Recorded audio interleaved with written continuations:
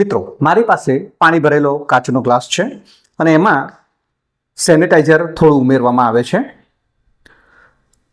મિત્રો સેનેટાઈઝર નાખ્યા બાદ તેને માચિસ વડે સળગાવવામાં આવે છે। આપણે જોઈએ તો અહીંયા કોઈ ફ્લેમ દેખાતી નથી।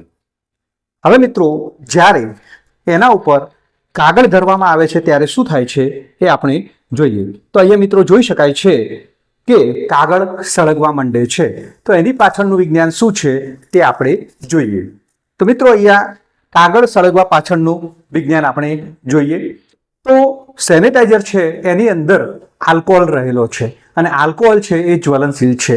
આ આલ્કોહોલ છે એ ઇથેનોલ અથવા આઇસોપ્રોપાઇલ આલ્કોહોલ સ્વરૂપે રહેલો છે જે જ્વલનશીલ હોવાના કારણે કાગળ છે એ સળગવા માંડે છે।